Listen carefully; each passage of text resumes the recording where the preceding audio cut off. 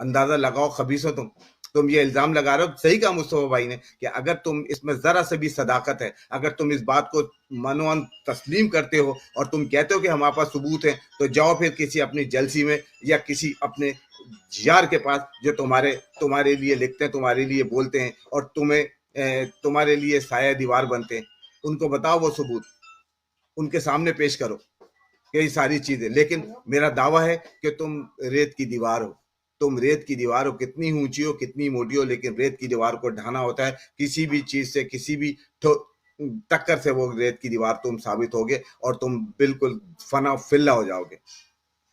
تمہارا وجود تمہارے اپنے لیے جو ہے نا ایک کلن کا ٹیکا ثابت ہوگا. تم جس طریقے سے آ کے معاشرے کے اندر اور ایک مہذب معاشرے کے اندر جس انداز میں لان تان تمہارے حصے میں آ رہی ہے، تم جو الزامات کی بوچھاڑ کر رہے ہو، تم وہ باتیں کر رہے ہو جس کا کوئی سر و پیر نہیں ہے، اپنے جلسی اور اپنے اسٹیج سے اب صرف اپنی انا کو تسکین دینے کے لیے، یا جن کی گود میں بیٹھے ہوئے ان کی زبان اپنے منہ میں ڈال کے بات کر رہے ہو.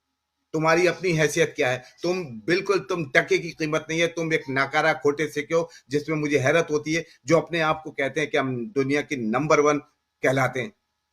وہ کھوٹے سکوں پہ عوام کا پیسہ بے دریغ تم پہ ضیاع کر رہے ہیں، جس کا نتیجہ صفر اور بالکل صفر ہے.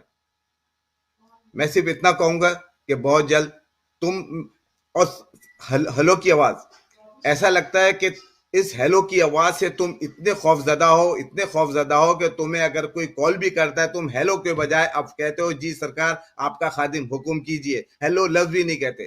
تم اتنا ڈرتے ہو ہیلو سے.